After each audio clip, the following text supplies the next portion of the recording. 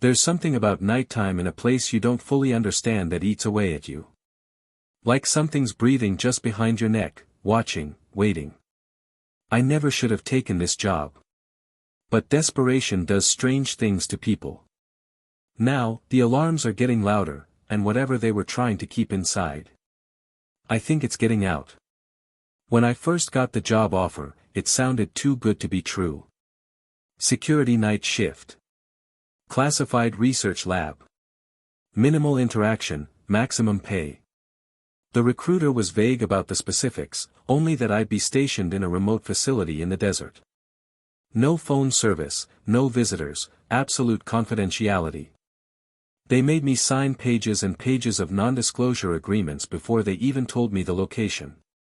A black SUV picked me up just past midnight, the driver refusing to speak a single word. The drive seemed endless, winding through cracked desert roads, nothing but endless blackness outside the window. Eventually, a concrete structure appeared in the distance, partially sunken into the sand like some forgotten relic. No signs, no markings, just two floodlights buzzing weakly against the emptiness. They called it Site Delta. Inside, the air was too cold, too sterile. The walls hummed faintly with an unseen energy, and everything smelled faintly of metal and antiseptic. I was greeted by a man in a gray suit, clipboard in hand. No smile. No introduction. Just a quick rundown. You stay in the monitoring room. You check the cameras every 15 minutes. If an alarm sounds, you log the time. You do not investigate. You never open the secured doors.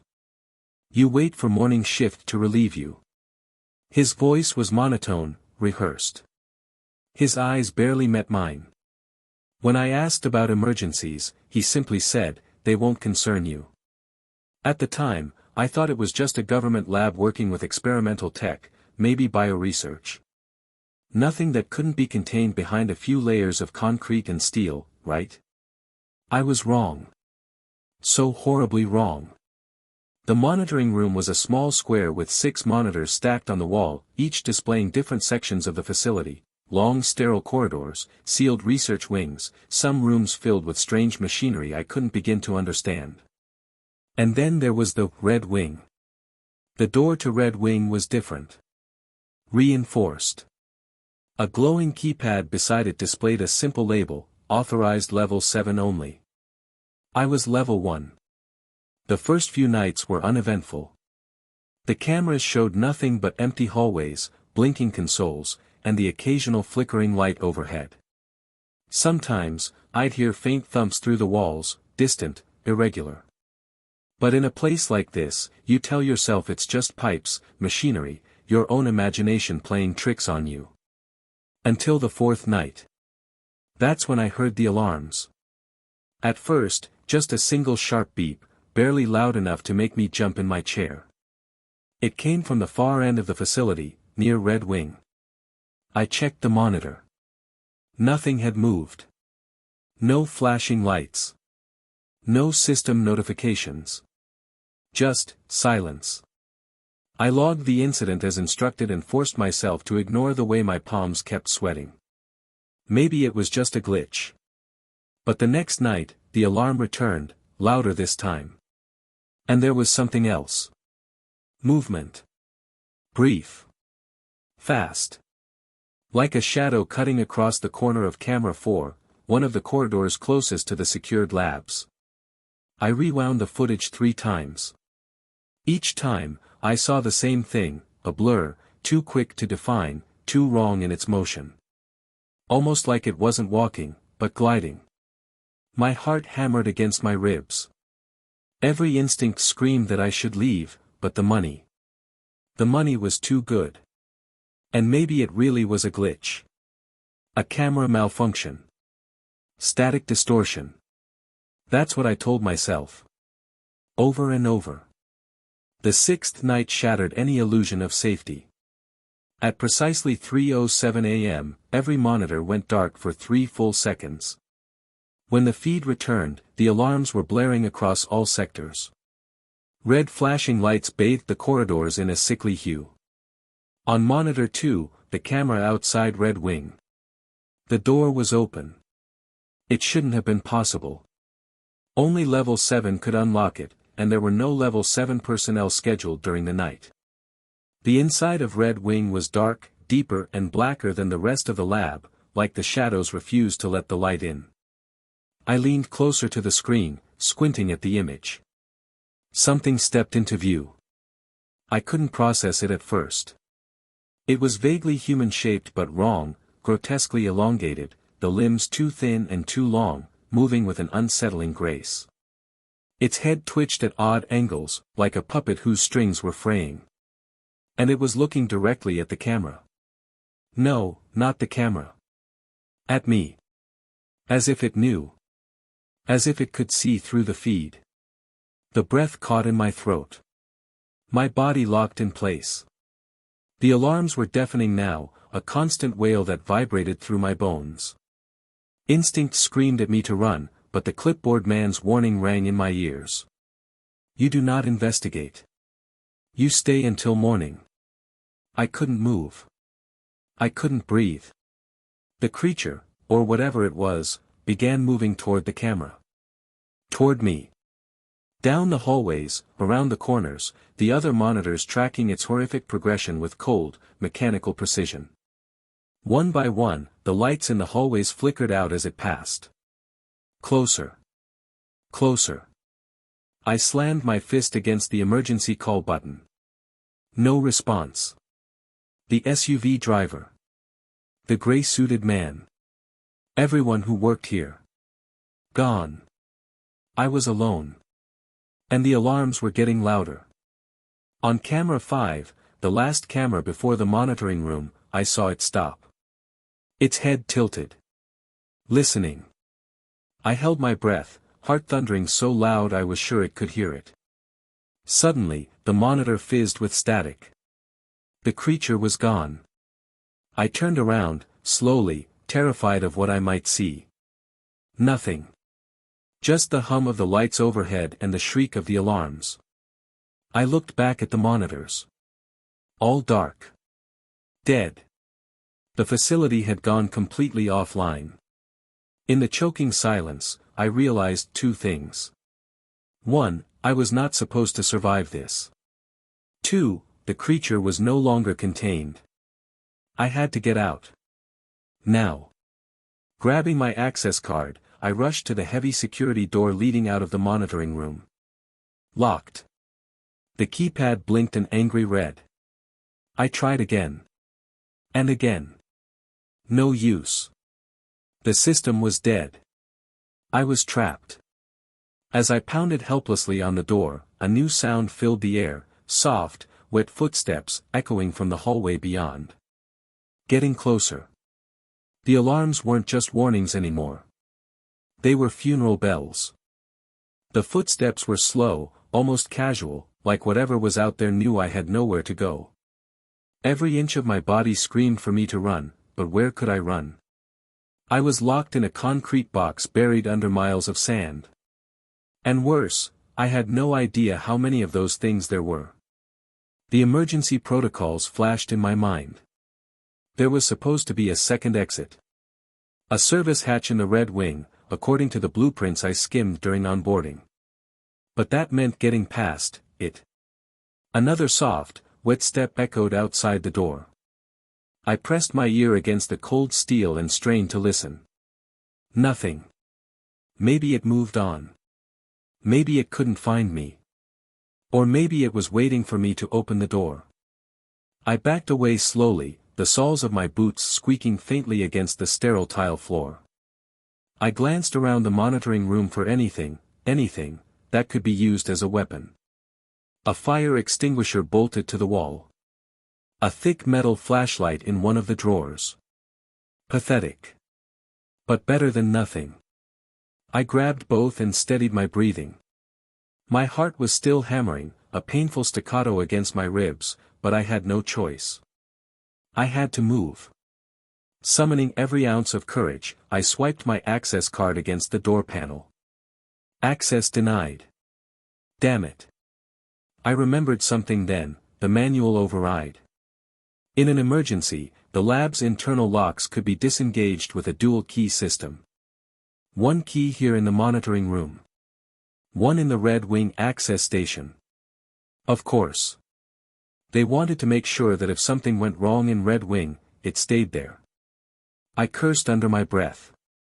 To even have a chance of escaping, I had to get to Red Wing. The room was starting to feel smaller by the second, the walls pressing in, the alarms now a low, warbling shriek in the background like a broken siren. I crept to the ventilation panel near the floor. Maybe I could pry it open. Crawl through. I jammed the flashlight into the vent screws, twisting desperately. One came loose. Then another. A metallic clang rang out as the panel dropped onto the floor. The footsteps outside stopped immediately. I froze, mid-crawl. Silence. Thick. Oppressive. Smothering. And then, from the other side of the door, came the soft scrape of nails, long, thin, deliberate, dragging across the metal. It knew I was here. I slid into the vent as fast as I could, pulling the extinguisher in after me. The vent was barely wide enough for me to squeeze through, my shoulders scraping against the sides. It smelled of dust and old rust, but at least it was a way out. I wriggled forward, the tight space making it almost impossible to turn my head. Every sound was amplified, my own ragged breathing, the thud of my heart, the distant alarms. And behind me, something else. A soft, slithering sound. Getting closer. I didn't dare look back. I reached a junction where the duct split left and right. No labels. No clues. Pure instinct. I veered left. The metal walls around me vibrated slightly, and for one horrifying second, I thought whatever was chasing me had entered the vents too. I crawled faster, ignoring the way my knees screamed in protest. Ahead, a faint light glowed. An opening. I pushed toward it, emerging into a small utility room stacked with cleaning supplies and electrical panels. No sign of the creature. Yet. I stumbled to my feet, gasping for air. My hands were trembling so badly I almost dropped the extinguisher. I needed a plan. The Red Wing. The emergency exit. That was the only shot. I pushed open the utility room door and slipped into the hallway. The lights flickered above, casting long, twitching shadows across the walls. And the alarms. The alarms had changed. No longer the steady drone of a warning. Now it was an evacuation signal. Something had triggered a full facility breach. I moved as quietly as I could, sticking close to the walls, avoiding the camera lenses overhead that still blinked uselessly. Every turn felt like a trap. Every hallway stretched too long, too silent. At one point, I passed one of the observation rooms. Its thick glass window was cracked, spiderwebbed like something had slammed into it from the inside. Inside the room, the overhead light swung in slow circles, casting broken images on the floor. And in the far corner, something moved. A ragged shape, hunched and twitching, its back turned toward me. Patches of flesh sloughed off its form like melting wax. I didn't wait to see more. I hurried down the hallway, turning the corner toward Red Wing. There it was. The door, still open, still yawning like a mouth into darkness. I forced myself to step closer. Inside, the air was colder. Wrong. It smelled like rot and ozone, a smell so thick it stuck to the back of my throat. The Red Wing was different from the rest of the facility. The walls were reinforced with strange materials. Some panels were transparent, and behind them, things floated. Or had floated. Many of the tanks were shattered, leaking viscous fluid across the floor. In the dim light, I could make out vaguely humanoid shapes sprawled inside some of the broken tanks. Test subjects. Experiments. Monsters. I didn't want to know. I found the access station, a heavy console next to the internal blast doors. A single key dangled from it, swaying gently. I grabbed it. The moment I touched the key, the alarm spiked into a shrill, painful whine. Red emergency lights flooded the hallway. Behind me, a shriek tore through the darkness. Not human. Not even close.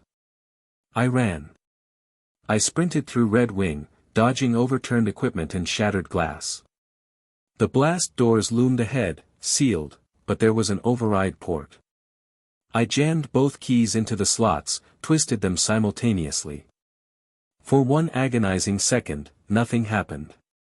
Then, the doors began to part, grinding open inch by agonizing inch. I squeezed through the gap before it finished opening, tearing my jacket in the process. Beyond the doors, a long tunnel stretched ahead, lit only by faint strips of emergency lights along the floor. The service exit. Freedom. I ran without looking back. The walls of the tunnel blurred past me. The alarms faded, replaced by the sound of my own frantic breathing. I thought I was safe. I thought I'd made it. Until I saw the figure standing at the far end of the tunnel. It was tall. Too tall. Its limbs hung wrong, bent at impossible angles. Its face was featureless, smooth skin stretched tight over bone. It didn't move. It just stood there. Waiting. Behind me, the shrieks and footsteps grew louder, closer. I was trapped between two nightmares. Fight or flight. Neither would save me now. But I had to choose. I tightened my grip on the fire extinguisher and stepped forward. Toward the thing. If I was going to die in this godforsaken place, I wasn't going to do it running. I swung the extinguisher as hard as I could, aiming for the thing's head. But the moment the metal connected, the creature's body rippled like a reflection in water, and my arm passed right through it. An illusion? A trap? The creature vanished, leaving only the endless tunnel beyond. I stumbled forward, heart pounding, muscles screaming in protest. There. Ahead. A ladder leading upward. The exit hatch. I climbed, my body fueled by sheer panic. The hatch was heavy, rusted shut. I pushed with everything I had, muscles burning, breath coming in ragged gasps. Finally, with a screech of protesting metal, the hatch opened. Cool desert air flooded my senses. I hauled myself up into the night, collapsing onto the sand, the stars swirling overhead in a dizzying, silent canopy. I was out. I was free. Or so I thought. Because behind me, rising from the open hatch, came a sound I would never forget. A chorus of voices. Whispering. Laughing. And the alarms were still getting louder. The night air should have been comforting. Cool, vast, endless. But it felt wrong. Thick, almost heavy against my skin, as if the desert itself had turned hostile. I scrambled away from the hatch, slipping on the loose sand, my body screaming in protest from the climb and the sprint. Behind me, the hatch gaped open like a wounded mouth, and from within came the faint sound of movement, scraping, clicking, whispering. The alarms were louder than ever, their shrill cries piercing the night. They weren't contained to the facility anymore. No, they echoed across the empty desert, bouncing off unseen dunes, howling into the blackness above. I forced myself to move. The facility's surface was a bleak concrete slab surrounded by an empty chain-link fence that looked like it hadn't been maintained in years. No security guards. No emergency vehicles. Just the cold, humming silence of abandonment. In the distance, a narrow dirt road cut through the sand, leading away toward the faint twinkle of highway lights miles and miles away. That was my goal. If I could make it to the road, maybe flag down a car, maybe get to a town. A sharp bang interrupted my thoughts. I turned just in time to see the hatch door violently slam shut, dust billowing up around it. A figure stood atop the concrete. It wasn't the tall, gliding creature from the tunnel. This one was smaller. Human-shaped. Wearing a torn lab coat, stained with something dark and wet. It was one of the researchers. Or what was left of them. The thing's head twitched unnaturally, its mouth open wide in a soundless scream. Its eyes, once human, were now just pits, dark and bottomless. It stepped forward. Then another figure climbed out of the sand. And another. Soon, the surface was crawling with them, broken, twisted versions of the people who once worked deep below. They moved in jerky, erratic motions, their limbs snapping at strange angles as they staggered toward me. I ran. God help me, I ran like I had never run in my life. The dirt road was a mirage ahead of me, shimmering in the cool desert night. Each step felt heavier than the last, like the sand was trying to swallow me whole. Behind me, the things shrieked, high, desperate wails that clawed at my spine. I didn't look back. Couldn't. The road came closer. Closer. And then, unbelievably, headlights. A car. An old battered pickup, barreling down the road, its engine roaring like salvation. I screamed. Waved my arms. Stumbled directly into its path. The brakes screeched. The truck fishtailed slightly before coming to a stop just a few feet away from me. The driver, a grizzled man with deep-set eyes and a cigarette dangling from his lips, leaned out the window. "You all right, boy?" I didn't even hesitate. I threw open the passenger door and hauled myself inside. "Drive," I gasped. "Please, just drive." The man didn't argue. He gunned the engine, and the truck lurched forward, spitting sand and gravel into the night. Through the back window, I saw the things reaching toward us, their mouths moving in silent curses. But the truck was faster. Within minutes, the facility had vanished behind us, swallowed by the endless dunes. The driver said nothing for a long time. Just smoked, eyes focused on the road. Finally, he spoke. "You came from Delta, didn't you?" I hesitated. "You know about it?" He let out a low, humorless chuckle. "Everybody around here knows about Delta. Place has been sealed off for years. Shouldn't be no one down there." I swallowed hard. There were people. Creatures. Something went wrong. The man nodded slowly, like he wasn't surprised. "They've been messing with things they shouldn't have. Things that don't stay buried. Government pulled out years ago, but not everything down there stayed dead." A cold shiver ran down my spine. "What do you mean?" He took a long drag of his cigarette, exhaling a plume of smoke that filled the cab. "Delta wasn't just a lab. It was a doorway." I frowned. "A doorway to what?" The man shook his head. "Places we ain't meant to see. Things we ain't meant to touch." His words chilled me more than the desert night. I slumped back in the seat, exhaustion washing over me. My eyes burned. My muscles ached. My mind raced with questions. But for the first time in hours, I allowed myself a small sliver of hope. I had escaped. I had survived. At least for now. The truck rumbled down the dusty road, the lights of civilization growing nearer. Small desert towns. People. Normalcy. But then, something strange. The alarms. I could still hear them. Faint, beneath the roar of the engine and the wind outside. Growing louder. Closer. I sat up, heart pounding anew. The driver glanced sideways at me, noticing my sudden tension. "You hear it too, don't you?" I nodded slowly. It's still coming." The driver grunted. "Ain't no leaving it behind, boy. Not once you've seen it. You opened the door. Now it's following you." Panic rose in my chest. "What do you mean?" He didn't answer. Instead, he pointed ahead.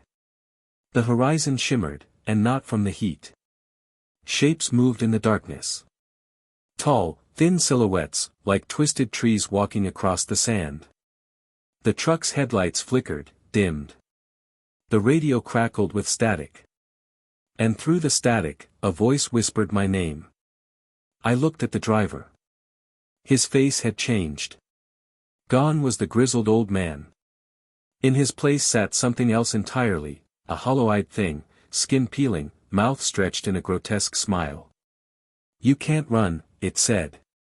The truck swerved wildly as I grabbed the door handle and threw myself out onto the road. Pain exploded through my body as I hit the ground, rolling across the gravel. Dazed, gasping, I looked up. The truck was gone. Vanished into the darkness, like it had never been there at all. The alarms screamed in my ears now, louder than ever, drilling into my brain. Shapes moved toward me from every direction. I stumbled to my feet, dizzy, broken. There was no escape. No rescue. Delta wasn't just a facility. It was a wound. A bleeding hole in the world. And I had been infected by it.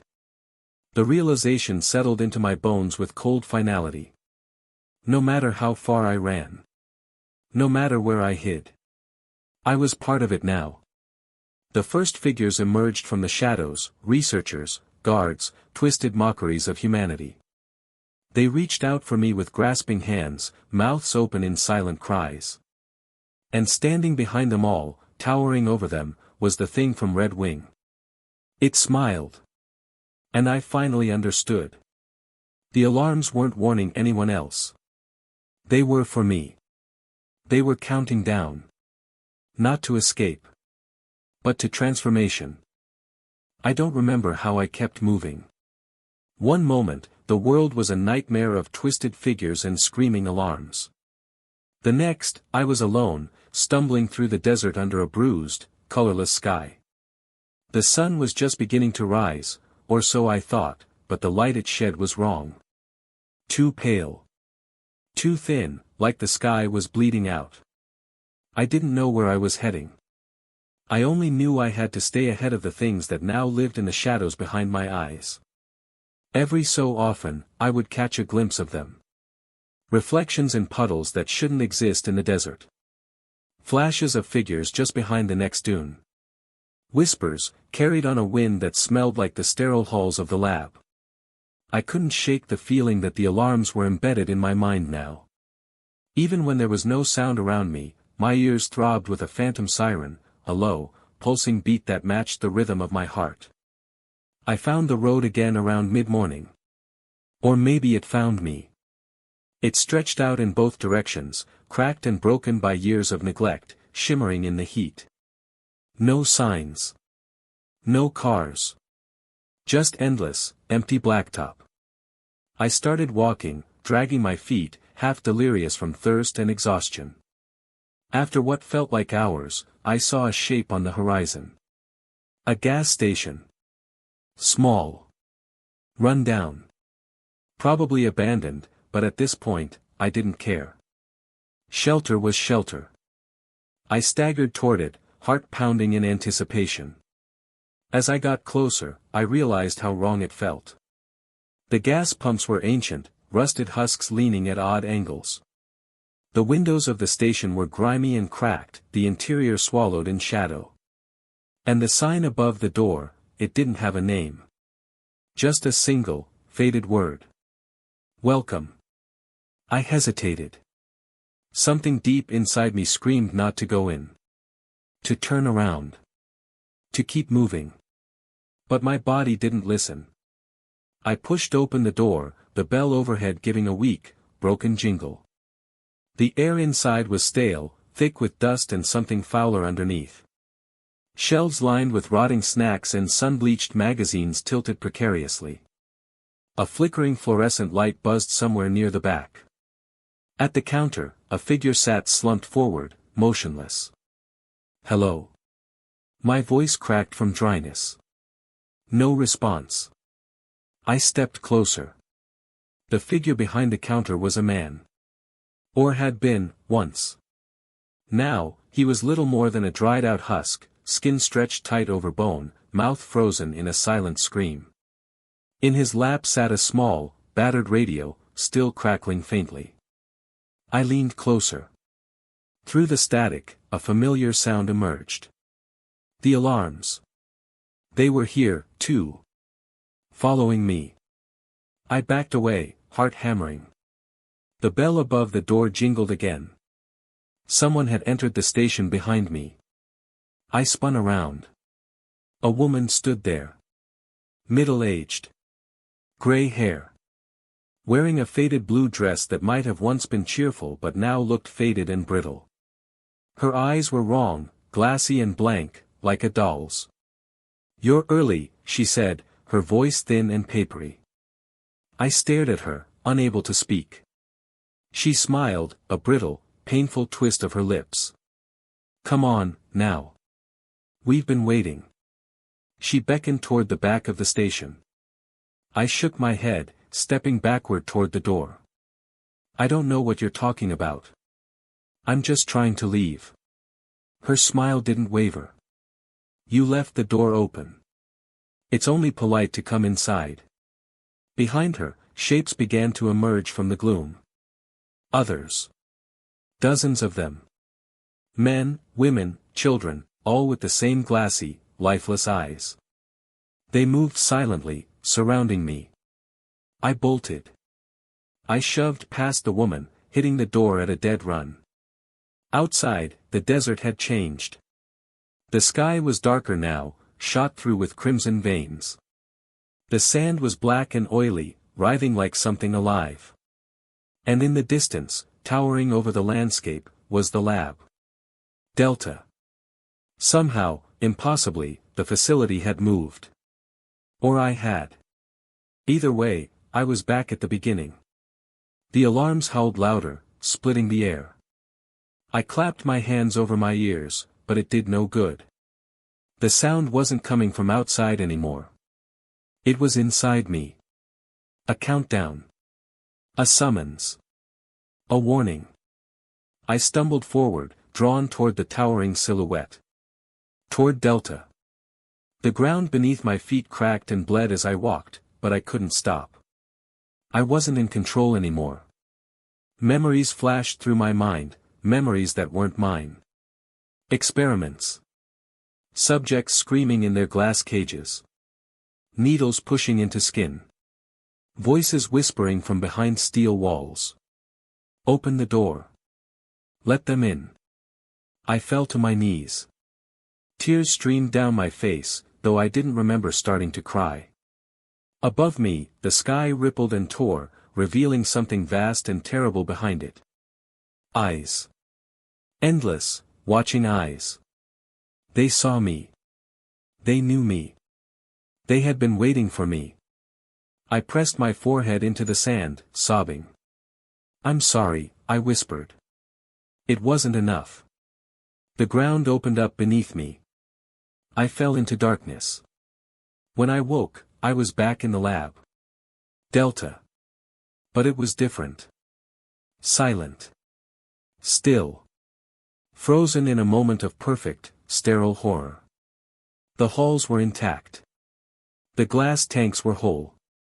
And inside them floated, me. Hundreds of me. Each one slightly different, younger, older, twisted, mutilated. All staring at me with blank, accusing eyes. I stumbled backward.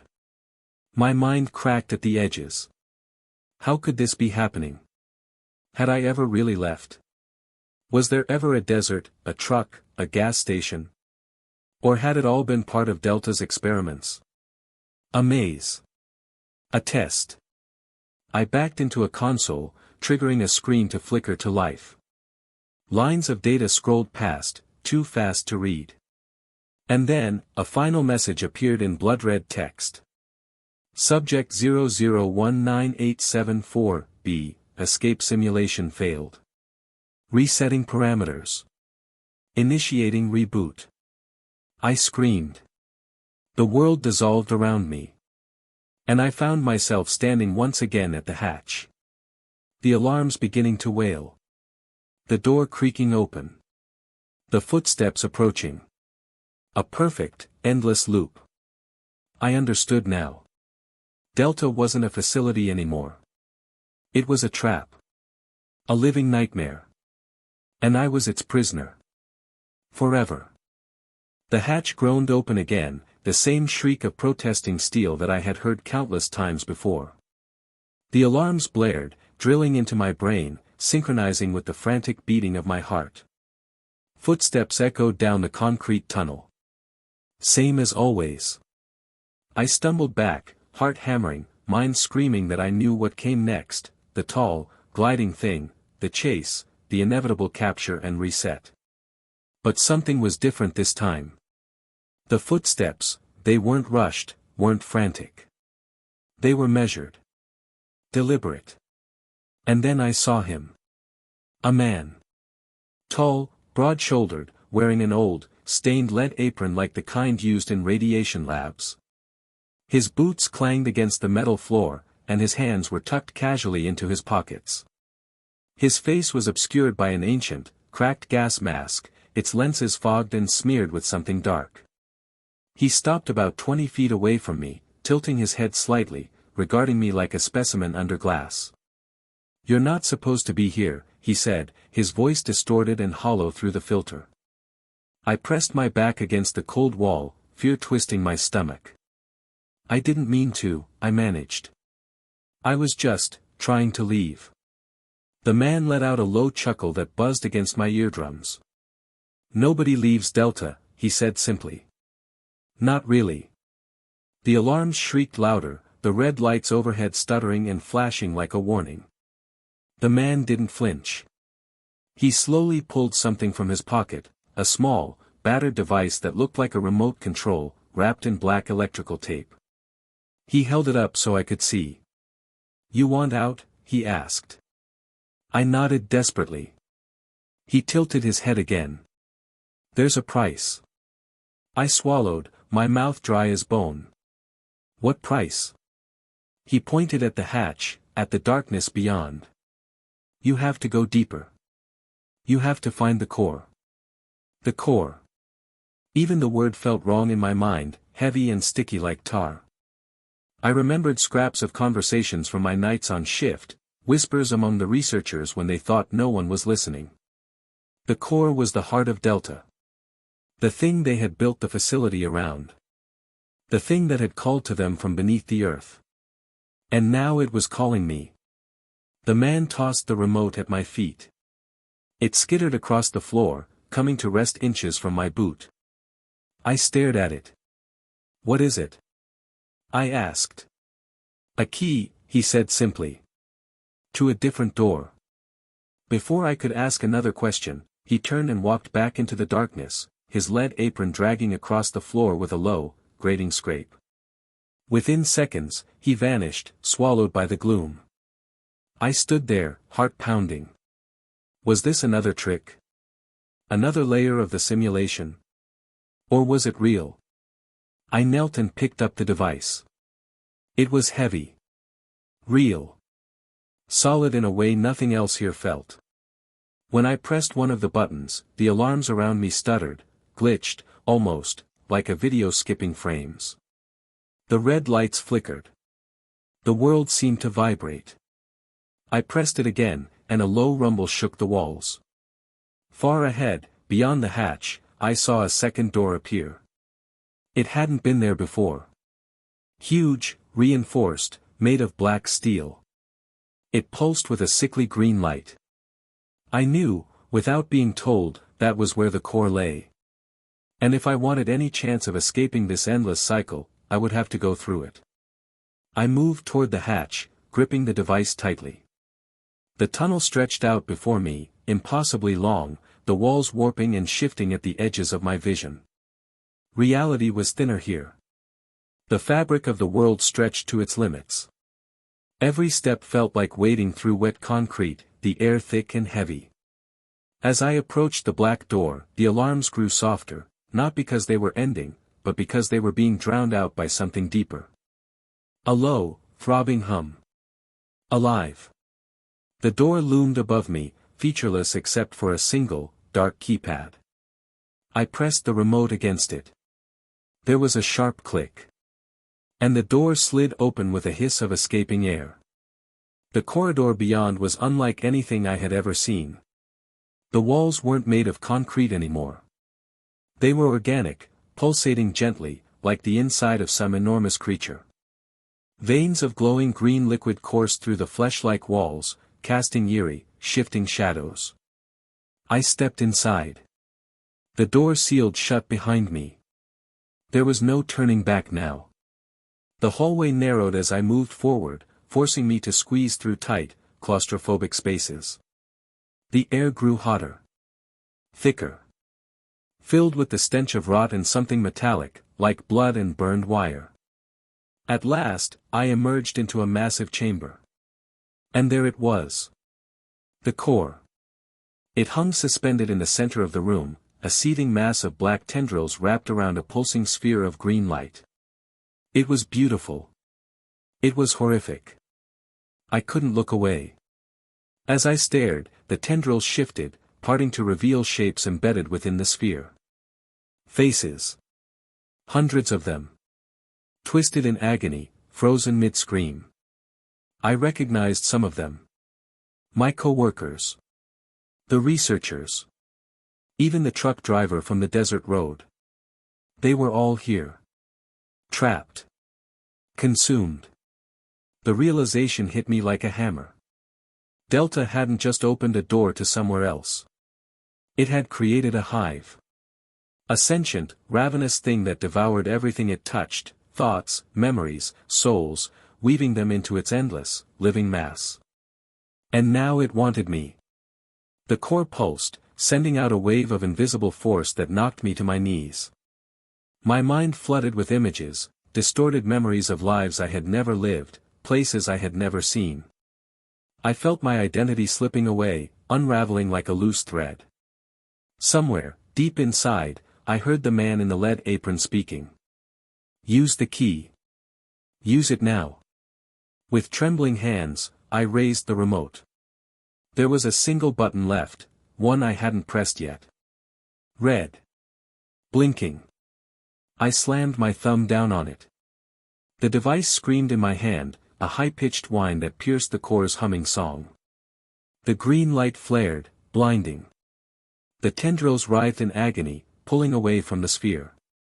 Cracks formed across its surface, leaking black smoke. I stumbled to my feet, running as the chamber shook around me. The walls split open, disgorging rivers of thick, black sludge. The floor crumbled. I sprinted toward a faint, distant glow, an exit. A hallucination? I didn't know and didn't care. The core let out a final, deafening roar, a sound so massive it shook the world itself. And then. Silence.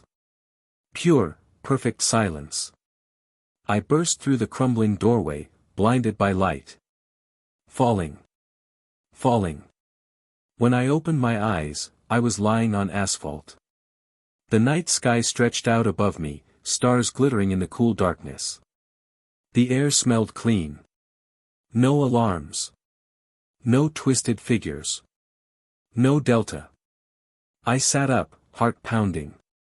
Around me stretched an empty highway. Far in the distance, headlights approached, a real truck, this time. I staggered to my feet, waving my arms frantically.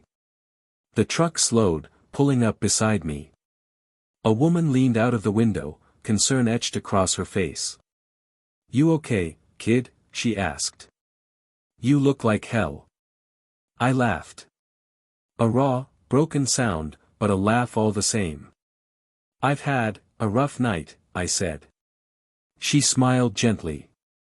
"Hop in. Let's get you some help." I climbed into the truck, the door slamming shut behind me. As we pulled away, I glanced back down the road. In the distance, at the edge of the desert, I could just make out the silhouette of a battered, rusting sign.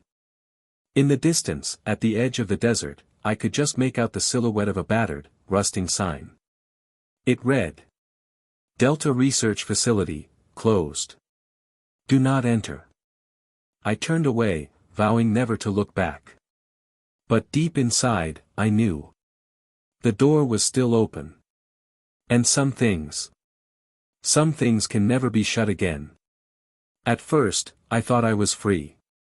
The woman who picked me up, her name was Carla, drove me to a dusty little town about 50 miles from where she found me. Population maybe 200. The kind of place where everyone knew everyone else's business. They fed me at a diner. Gave me water, clothes. Didn't ask too many questions. For the first time in what felt like forever, I slept without hearing alarms. No steel walls. No monstrous figures lurking just beyond my vision. Just a cheap motel room, a lumpy bed, and a broken ceiling fan spinning lazily overhead. I told myself it was over. That I'd escaped. I almost believed it. For 3 days, things were quiet. I helped Carla stock her little general store to repay her kindness. I drank cold sodas on the porch in the evenings. I watched sunsets bleed across the desert sky. Normal things. Human things. But on the 4th night, I saw it. Out near the edge of town. A black shape, standing motionless on the cracked asphalt road. Tall. Thin. Unmoving. From a distance, it almost looked like a scarecrow, clothes hanging loose on a skeletal frame. But I knew better. I didn't sleep that night. The next morning, the shape was gone. I tried to tell myself it had been a trick of the light. A leftover nightmare clawing at my mind. But that afternoon, when I helped Carla move boxes out of her stockroom, I found something wedged behind the shelves. A scrap of paper. At first, I thought it was just garbage. But when I unfolded it, my hand started to shake. It was a map. Of Delta. Detailed. Every hallway, every room. Even the hidden door to the core. At the bottom, written in jagged, spidery handwriting, was a single phrase. You left the door open. I dropped the paper like it had burned me. Carla saw my face. You okay? She asked, frowning. I tried to smile. Tried to lie. Yeah, I said hoarsely. Just, bad memories. She didn't press. People out here knew how to leave bad memories alone. But as the sun dipped low that evening, I felt it again. The prickling sensation on the back of my neck. The heavy weight of unseen eyes. Watching. Waiting. That night, as I lay staring at the cracked ceiling of the motel room, the alarm started again. Soft at first, barely a whisper, but growing louder with every breath I took. I clutched the thin blanket around me, heart pounding. No, I whispered. No, you're not real. You're not real. But the sound kept growing, drilling into my skull.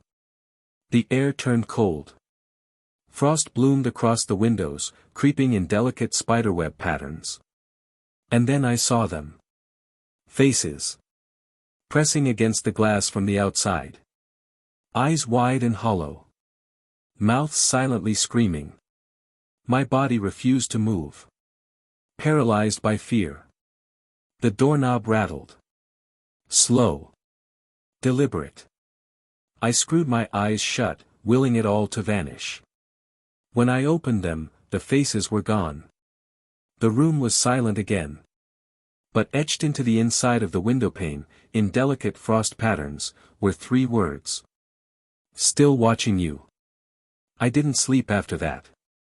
The next morning, I packed my things. Told Carla I was grateful but I had to keep moving. She didn't argue. Just pressed a Warren Street Christopher medal into my palm and wished me safe travels. I hitched a ride out of town with a long-haul trucker heading west. Hours passed in silence, broken only by the rumble of tires on asphalt. I watched the desert roll by, empty and endless. Tried not to think about the things I might have brought with me. But as the sun sank behind the mountains, I caught a glimpse of something in the side mirror. The black figure. Still standing. Still watching. And this time, there were more. Dozens of them. Stretching out along the road behind us, like a funeral procession. I snapped my head forward, heart slamming against my ribs. I didn't look back again.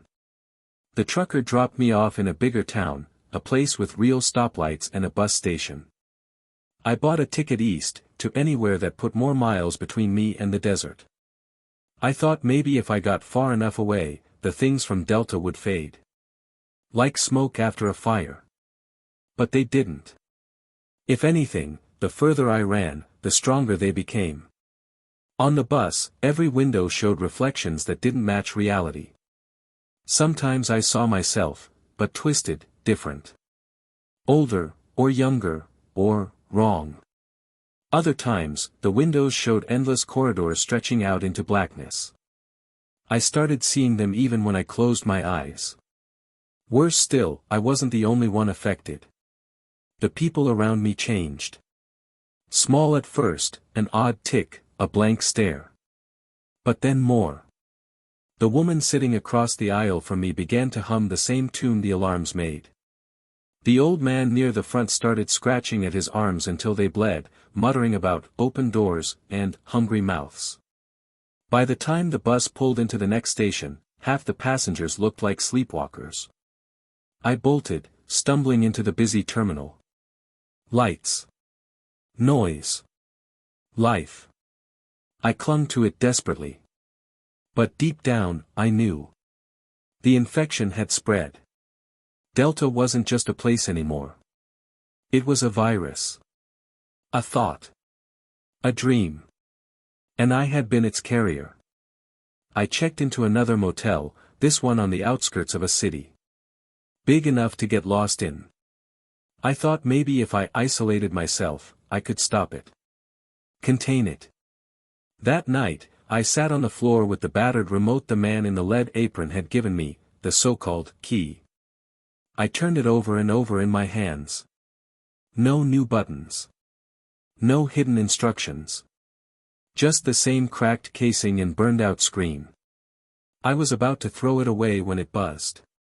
A single, sharp vibration, like a dying heartbeat. And then, a message scrolled across the dead screen. Not over. Not alone. Follow the signal. Below it, a series of coordinates. Latitude. Longitude. I stared at them, heart sinking. I knew what it meant. Delta wasn't done with me. Not yet. It wanted me to come back. To finish what had been started. I sat there for a long time, the city lights blinking outside the grimy window. Weighing my options. I could run. Hide. Pretend the faces at the windows and the screams in the dark weren't real. Or I could follow the signal. Face whatever nightmare was still waiting. I slipped the remote into my jacket pocket. Made my choice. Some doors, once opened, can never be closed. But maybe, just maybe, they could be destroyed. I left before sunrise. No goodbyes. No trace. The streets were still soaked in night's last breath as I boarded a Greyhound heading south, clutching a crumpled scrap of paper with the coordinates scrawled across it. The ride was long. Uneasy. Even as the city disappeared behind me, I felt the infection lingering in the corners of my mind. Every time the bus slowed, I half expected the black figures to climb aboard. But they didn't. They stayed behind, watching. Waiting. The coordinates led deep into the desert. Past gas stations that looked abandoned even when they were open. Past towns so small they didn't even bother with names.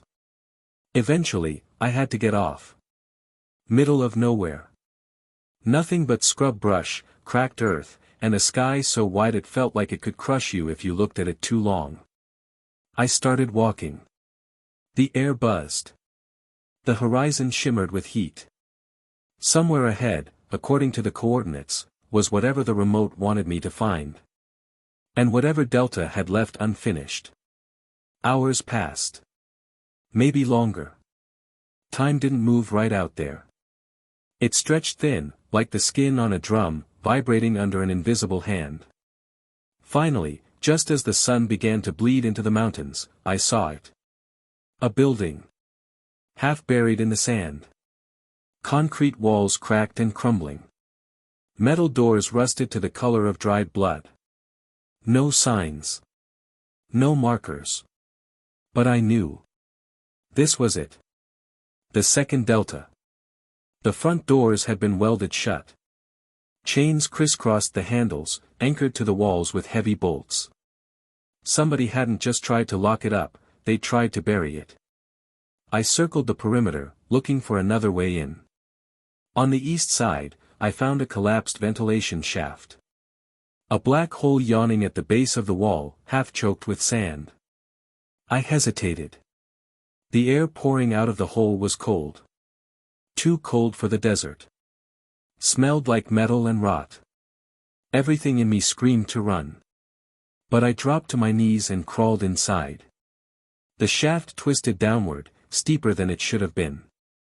I slid more than climbed, scraping my palms on rusted metal, until finally I spilled out into darkness. Stale air. Concrete floor. The faint, rhythmic sound of something mechanical breathing. I clicked on my flashlight. The beam cut through the dark, revealing a narrow hallway. Floors lined with thick black cables. Walls slick with moisture. There were signs, too, stenciled in peeling paint. Sector 7, containment. Authorized personnel only. No return beyond this point. Charming. I pressed forward, heart hammering. The deeper I went, the worse the air got. Heavy. Thick. I started hearing things. Soft whispers at the edges of hearing. Scrapes and scuttles in the walls. Once, I swear I caught a glimpse of a figure darting across the hallway ahead, but when I chased it, there was nothing. Just endless corridors. Each more broken than the last. Collapsed ceilings. Flooded sections. Rooms filled with twisted machinery I couldn't begin to understand. It was obvious this place had been abandoned in a hurry. Papers still scattered across desks. Coffee cups fossilized under layers of dust. On one table, I found a stack of old security badges. Faces staring up at me. Some smiling. Some not. All of them, dead now, I was sure. Finally, I found the first real clue. A door labeled, Project, Threshold. Half open. I nudged it wider with the toe of my boot and stepped inside. Rows of filing cabinets. Banks of dead monitors. And pinned to the corkboard on the far wall, a single sheet of paper. A diagram of a human brain. Lines spidering out from a central point, marked with terms like phase slip, memory lattice, event echo. At the bottom, scrawled in frantic handwriting. Consciousness is not a closed system. The words pulsed in my skull like a second heartbeat. I turned to leave, and that's when I heard it. A low, distorted voice, crackling from an unseen speaker. "Welcome back," it said. I froze. The room flickered. For a heartbeat, the walls weren't concrete anymore, they were flesh. Pulsing, living. Breathing around me. Then everything snapped back to normal. My flashlight buzzed and died. I smacked it against my palm, but it stayed dark. The mechanical breathing grew louder. Closer. I stumbled backward, heart clawing its way up my throat, and fled the room. The hallway had changed. Twisted. Where before there had been 3 branching corridors, now there was only one. Narrow. Unlit. The floor sloped downward, deeper into the earth. No choice but forward. The walls seemed to close in, the concrete rough and wet against my shoulders. Finally, the tunnel ended at a heavy metal door. Unlike the others, this one was pristine. New. A glowing keypad beside it flickered softly, waiting. I pulled out the remote. The cracked screen buzzed to life without me pressing anything. Key accepted, it said. The door slid open with a hiss of freezing air. I stepped through. The chamber beyond wasn't like the rest of the facility. It was beautiful, in a terrible way. Vast, circular. The walls lined with smooth black panels that seemed to drink the light. And at the center, suspended in midair by an intricate web of wires and tubes, was a shape. Human-shaped. But wrong. Its body was translucent, barely there, as if it was being dreamed into existence rather than built. Its face was a shifting blur of features. Male. Female. Old. Young. All at once. It turned toward me without moving. And spoke directly into my mind. You are the catalyst. I staggered backward. No, I rasped. I didn't ask for this. I didn't want any of this. The thing smiled, or something close to it. Want is irrelevant. You opened the door. You carried the signal. You brought us here. Around the chamber, the black panels began to shimmer. Reflections of places I recognized, and places I didn't. Delta. The bus station. The motel. And other places, ancient cities swallowed by sand, ruined temples lost to time, forgotten battlefields where the air still screamed. All connected. All infected. Because of me. Because I ran. Because I lived. The figure extended a hand, or a tendril, or a beam of thought, toward me. Come. Complete the cycle. I took a step back. Then another. The alarm started again. Louder than ever. Deafening. The chamber shook. Cracks spiderwebbed across the black panels. The figure's face twisted into something inhuman, all teeth and hunger. I bolted for the door. The tunnel behind it writhed and changed, but I didn't care. I ran. Blind. Desperate. The last thing I heard before the door slammed shut behind me was the thing's voice, echoing in my head. You cannot run forever. I burst out of the facility into the dying sunlight. Collapsed on the sand, gasping. Behind me, the second delta groaned. A deep, earth-shaking rumble. Then it was still. Silent. But the damage was done. I could feel it. In the air. In the ground beneath me. In myself. The infection was spreading. And there was no stopping it now. I stumbled through the desert for what felt like hours, maybe days. The sun never seemed to move. The sky stayed trapped in that same dead orange glow, as if time itself had cracked, bleeding out into the open air. When I finally reached the road, it was empty. No cars. No wind. Not even the usual desert buzz of insects. The world had gone still. Like it was holding its breath. I told myself I had to find help. That someone, somewhere, could still fix this. But deep down, I knew the truth. The infection wasn't contained to Delta anymore. It was in everything. I found a town eventually. Or what was left of one. A sagging cluster of buildings that looked more like stage props than real places. Main Street was lined with shuttered storefronts. Windows papered over. Signs swinging lazily in the still air. I wandered into a diner, the doorbell jangling weakly. Inside, everything looked normal at first glance. Booths. Counter. Half-full coffee cups left on tables, as if the customers had just stepped outside for a smoke. But the people. They weren't right. Their faces were blurred, like old paintings left out in the rain. Features melting into one another. Eyes too large, too dark. They sat motionless, staring straight ahead. Breathing in perfect, unnatural unison. I backed out of the diner, heart hammering. As the door swung shut behind me, all their heads turned at once. No sound. No movement. Just watching. I ran. Didn't look back. Didn't stop until I reached the edge of town, where the asphalt crumbled back into desert. There, waiting under a flickering streetlight, was a man. Or something shaped like a man. He wore a stained lab coat. A crooked badge pinned to his chest, Delta's black triangle logo barely visible beneath the grime. His face was intact, human, but his eyes. They were hollow tunnels, stretching back into endless blackness. "You're late," he said. His voice was made of static and broken glass. "I didn't know I was expected," I rasped, throat dry. He smiled. It wasn't a kind smile. "You've been expected since the moment you walked through the first door." I swallowed hard. "What do you want?" He tilted his head, like a curious animal. "To show you."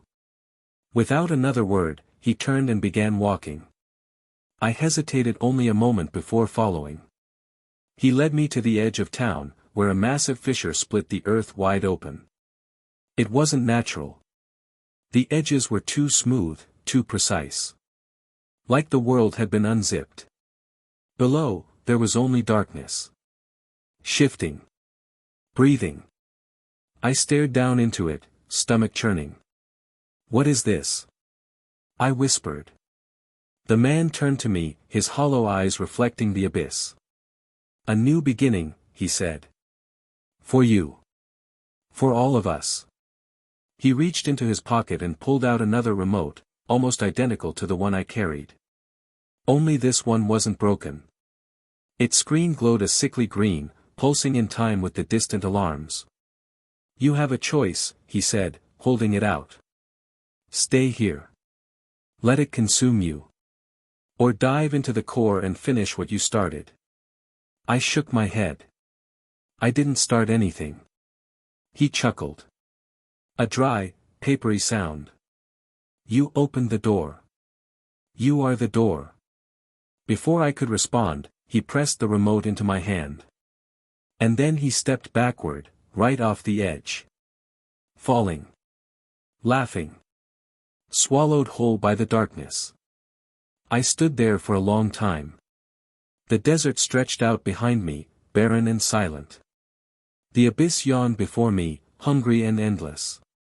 In my hand, the remote buzzed softly. A single word flashing across its screen. "Enter." I thought about running. About finding some hole to hide in until the world finished unraveling. But I knew it wouldn't work. This thing, this infection, was tied to me now. It would follow me wherever I went. Twist reality around me until there was nothing left. There was only one way out. Down. I pocketed the remote and took a breath. The air tasted like ash. One step. Then another. The edge crumbled beneath my boots. Gravity seized me. I fell. The world shattered around me. Not darkness, not entirely. More like falling through layers of reality. I glimpsed flashes as I tumbled. Myself, sitting at the security desk, the first night the alarm sounded. Myself, running through Delta's blood-slicked corridors. Myself, staring into a mirror, watching my reflection blink when I didn't. Places I'd never seen, but somehow recognized, ruined cities under dead suns, titanic machines tearing holes in the sky, endless seas of writhing, eyeless things. Each flash burned into my mind like brands. Each one a piece of the infection's puzzle. Until finally. Impact. I landed on something soft. Fleshy.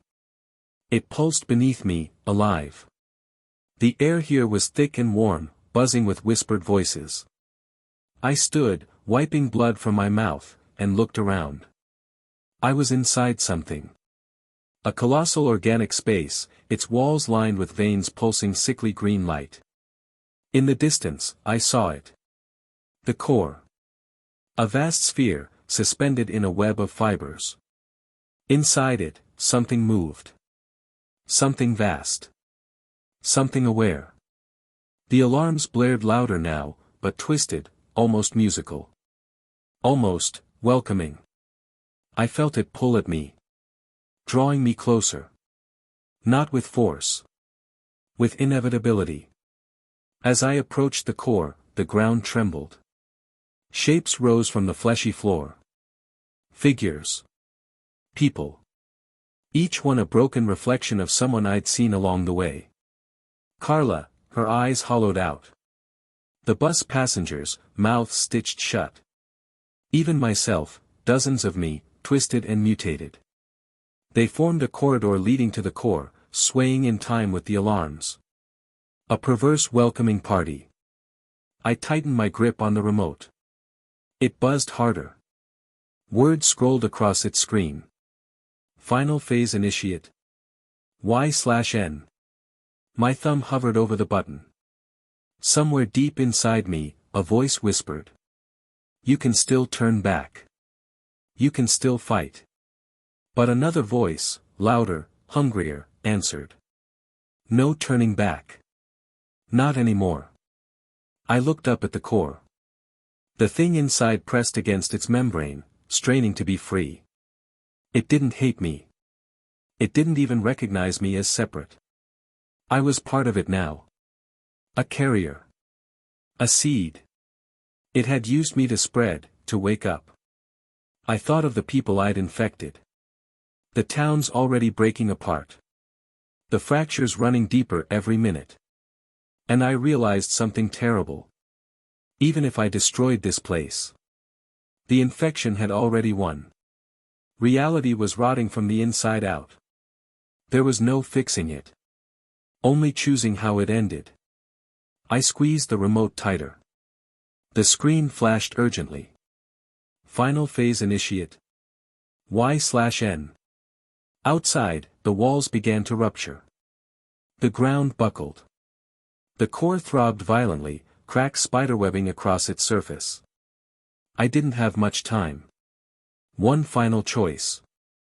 Dive deeper into the infection. Or use the last sliver of control I had to bring it all down. I raised the remote. Took a breath. And pressed. I pressed the button. For a moment, nothing happened. Silence. Stillness. Then the core screamed. It wasn't a sound made for human ears. It was a psychic pressure, an obliteration of thought. I dropped the remote and clutched my head, falling to my knees as the world buckled. The core cracked open like a rotten egg. From inside, something poured out, a fluid darkness, thick and alive, rushing outward with impossible speed. It wasn't just filling the chamber. It was eating it. Rewriting it. The walls dissolved into rivers of bone. The floor rippled and heaved like a wounded beast. The air itself melted into liquid, every breath burning my lungs with the taste of rust and static. This wasn't collapse. It was conversion. I tried to stand. To run. But my body was no longer fully mine. My arms bent wrong, as if invisible hands were reshaping them. Memories bled from my mind, dripping down into the sloshing, boiling sea that swallowed the ground. I saw flashes. Carla in the stairwell, screaming. The first night at the lab, the alarms waking something buried deep. The second Delta, not a place, but a process. And I realized. Pressing the button hadn't destroyed the infection. It had triggered its final phase. Collapse was never about ending reality. It was about remaking it. And I was the seed. The catalyst. Shapes emerged from the dark tide. Grotesque parodies of life, limbs too long, eyes stitched shut, mouths gaping with voiceless hunger. Some of them wore the tatters of lab coats. Others the ragged uniforms of security guards. A few even wore my own face, distorted, corrupted. They staggered forward, reaching for me. Their touch wasn't cold or hot. It was a pulling sensation, like hands digging through wet clay. Trying to sculpt me into something new. I fought, thrashing, clawing my way free. Every step a nightmare. Every heartbeat a countdown. If I could just reach the surface, if I could just climb high enough, maybe I could outrun it. Maybe. I don't know how long I ran. Time didn't work right anymore. Seconds stretched into eternities. Moments collapsed into flashes of pain and confusion. I clawed my way up shifting, unstable ground, grabbing onto anything solid, ribs, bone, old cables still sparking faintly in the dark. Above me, the sky had torn open. Not blue anymore. Not even black. Just a raw, weeping wound, leaking reality into something vast and hungry. Tendrils of light, or maybe thought, lashed downward, searching for anything still resisting. I knew I couldn't hold out forever. Already, parts of me were changing. My fingers blurred at the edges. My thoughts stuttered, doubling back on themselves. But I remembered. I remembered who I was. I remembered why I had to keep moving. Because if I stopped, even for a second, I'd be swallowed completely. And then there would be nothing left to fight with.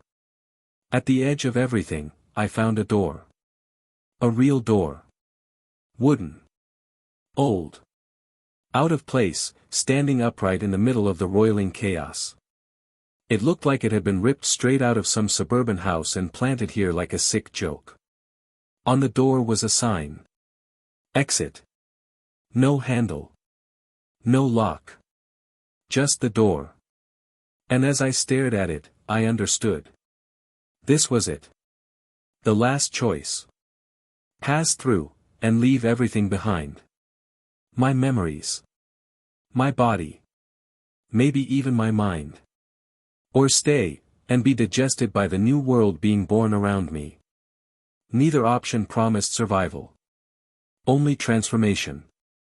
Behind me, the infected shapes howled.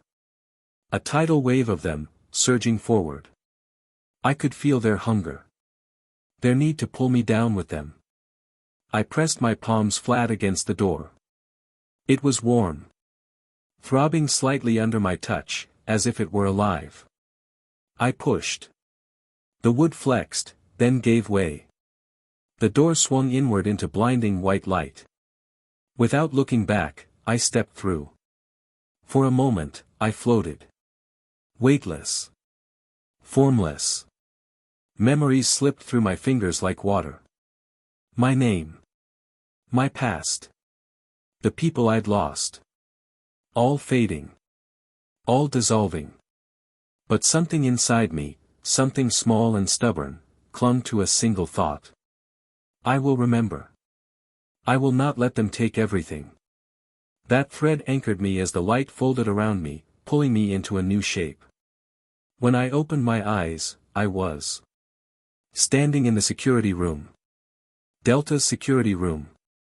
Exactly as it had been on my first night.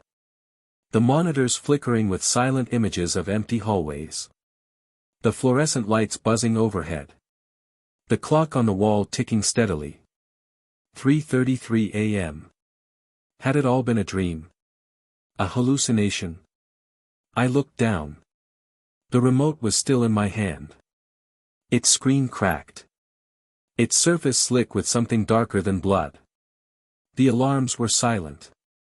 For now. But I knew better than to believe it was over. Because when I looked at the monitors, when I stared hard enough, I saw things moving in the shadows. Shapes flickering at the edges of vision. Not human. Not anymore. And in the deepest part of me, something else moved. Something that wasn't fully me anymore. Something waiting. Something hungry. I stumbled to my feet. The room swayed. On the desk beside me, a fresh stack of papers. A new set of protocols. A new list of rules. They were short this time. When the alarms sound, do not run. Let it find you. If you hear your own voice calling from the vents, do not answer. When you see the exit door, you must not open it unless you are ready. Remember, you are part of the system now. There is no leaving Delta. Not really. My hands shook as I read them. Somewhere deep inside the facility, something shifted. The alarm stirred. Not fully awake yet, but dreaming. And this time, it wouldn't be contained to the lab. This time, it would spread. Because the infection was inside me now. Because I was the breach. Because when I pressed that button, I hadn't destroyed the world. I had restarted it. And the alarms were only going to get louder. I should have known better. After everything I'd seen, everything I'd felt, I should have known that nothing was ever going to be the same again. Not the world. Not me. Not the lab. When I looked at the papers on the desk, I knew. I knew the truth I'd been avoiding since the very first night. The alarms hadn't just been an anomaly. They hadn't been a warning. They were the signal. A countdown. And when I pressed that button, the one I thought would end it, all I did was pull the trigger on a new beginning. The infection wasn't just a virus. It was a system. A design. An intelligence that didn't need to conquer the world, because it had already bent it. Twisted it. Rewritten it from the inside out. I had become a part of that system. And it had started with Delta. I walked down the hallway, the dim fluorescent lights flickering in rhythm with the pounding in my chest. The hum of the building, once a faint annoyance, now felt like the beating heart of some massive, terrible beast. The walls seemed to close in around me, whispering, shifting. And I wasn't alone. The first thing I noticed was the smell. Rot. Metal. Something else, something not quite human. I turned the corner. And then I saw them. The others. The ones who had failed. The ones who had become part of the system before me. They didn't look like people anymore. They were a twisted, contorted mass of flesh, wires, and metal. Their eyes were gone. Their mouths were fused shut, leaving only the occasional, desperate, muffled gasp. Some of them moved, but only in jerking, spasm-like motions. Others stood, frozen, staring into nothingness. And they saw me. Their heads turned in unison, their bodies creaking like old machinery. They were waiting. For what? For someone to return. For someone to keep the cycle going. For me. I didn't need to check the monitors. I already knew what was happening. The infection was spreading through the facility. It was in the walls, in the air, in the very fabric of Delta. Every step I took seemed to fuel it. Every thought I had seemed to feed it. It was inside of me now, just as it was inside everything I had ever touched. I felt it creeping under my skin. Pulsing. Eating away at the edges of my mind. And I couldn't stop it. I reached the security room. It was as cold and empty as it had always been, only now, the monitors weren't just showing static. They were showing other things. Shifting shapes. Dark figures moving at the edges of perception. Something that wasn't quite human. And behind the glass, in the farthest corner of the room, I saw myself. Not the me that was standing in the room. Not the version of me that still thought he could outrun what he'd unleashed. This was the other me. The real me. The one who had already succumbed. I reached out to touch the glass. And the figure behind it mirrored my movements. I stepped back. I knew. I knew that the infection wasn't just about physical change. It wasn't just about becoming something else. It was about losing yourself. Losing your humanity. The more you fought, the deeper it got inside you. The more you tried to hold on to what you were, the more it claimed you. And I had already lost. The alarm started again. Louder now. More insistent.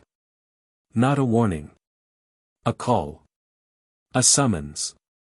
I looked around the room, and that's when I saw it. The door. The one I'd never noticed before. It was right there in front of me, dark, ancient, like a scar on the wall. I could hear something on the other side. Voices. The thing inside me stirred. It knew what the door meant. And deep down, a part of me wanted to go through it.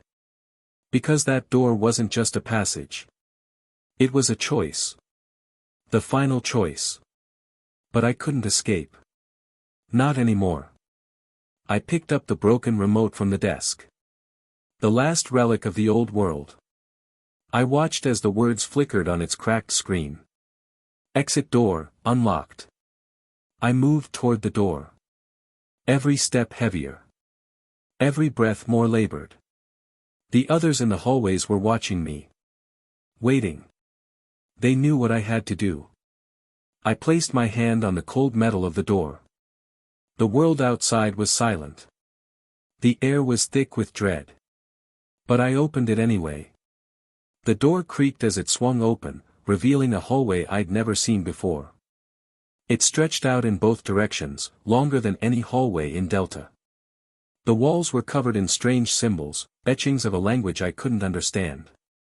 And at the end of the hallway was a doorway. The final door.